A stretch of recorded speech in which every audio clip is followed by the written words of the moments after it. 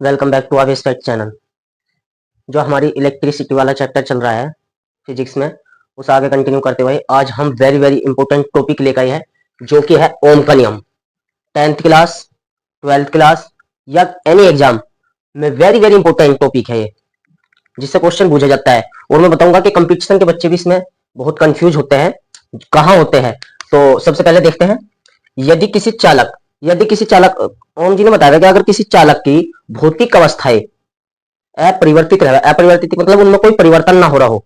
भौतिक अवस्था किन्हें कहते हैं? किसी भी चालक तार की जैसे कि ताप बढ़ा जाए तो उसकी भौतिक अवस्था बदल जाएगी ना। ताप, दाब या क्षेत्रफल, लंबाई, ये अगर अपरिवर्तित है तो उसमें जो धारा बह रही होगी और उसके बीच जो उसके बिंदुओं के बीच, सिरों के बिंदुओं के बीच लगने वाला विभवांतर होगा, वो उसमें बहने वाली धारा के अनुक्रमानुपाती होगा। दोबारा से बताता हूं, यदि किसी चालक की भौतिक अवस्थाएं बता दी मैंने, तापमान या क्षेत्रफल, अनुप्रस्थ काट का क्षेत्रफल, लंबाई, द्रव्यमान, ये यानी कि जो हमने वो पढ़ा था प्रतिरोध वाले में, ये अपरिवर्तित रहे तो उसके सिरों के बीच लगने वाले विभवांतर और उसमें बहने वाली धारा के अनुक्रमानुपाती होता है। उसमें लगने वाला विभवांतर उसमें बहने वाली धारा के अनुक्रमानुपाती होता है। उसे क्या कहते हैं? हम ओम का नियम कहते हैं।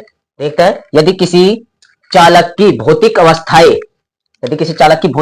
अवस्थाएं तापमान, दाब, लंबाई, है ना, अनुप्रस्थ काट का क्षेत्रफल, ठीक है, अपरिवर्तित रहे तो चालक के सिरों के बीच लगने वाला विभवांतर, लगाया गया विभवांतर, उसमें प्रवाहित धारा के अनुक्रमानुपाती या समानुपाती कह देंगे, अनुक्रमानुपाती होता है।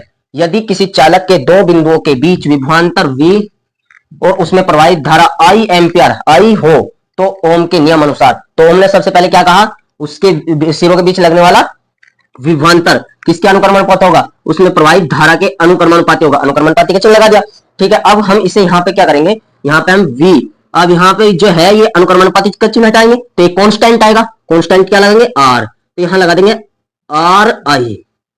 तो ये R क्या है? कांस्टेंट। इसे लिख लेंगे। अब R क्या है? यहाँ R हमारा कांस्टेंट, क्या है? कांस्टेंट। इसे कहते हैं हम नियतांक है, और इसे कहते हैं हम प्रतिरोध। क्या कहते हैं?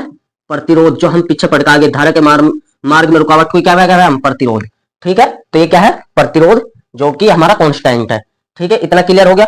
अब यहां से जो मैं क्वेश्चन बताने वाला था, मैं ये बताने वाला था कि जो बच्चे कंपटीशन वाले बच्चे कहाँ इसमें कंफ्यूज होता है, वो कहता है कि क्वेश्चन दे देगा कि हमारा जो है आर, हमने जो आर है, या कह देगा कि यहाँ आर पे क्या प्रभाव पड़ेगा, आर बताओ।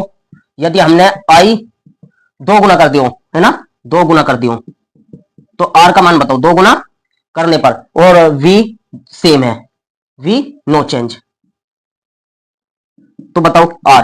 तो R पे कोई प्रभाव नहीं पड़ा, R रहेगा सेम, ठीक है। तो R पे I के बढ़ने से कोई प्रभाव नहीं पड़ता इस पे, ठीक है। ये इस पे करता ही नहीं, ठीक है। यहाँ पे ये कंपटीशन के बच्चे भी इस पे भी चलता है, इसमें नहीं तो आपको नहीं भी चलना इसमें, ठीक है। तो क्लियर है, R पे कोई प्रभाव नहीं पड़ता, ठीक है। R सिर्फ जो हमने प्रतिरोध पे फॉर्मूला बताया था रो वाले पे, और L अपॉन A, ठीक है। तो हमने ये फॉर्मूला बता दी, तो इससे हम एक निकाल सकते हैं। अगर हमें धारा का निकालना तो I बराबर क्या हो जाएगा? V upon R।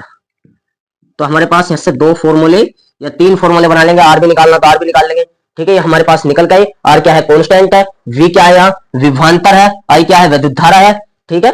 और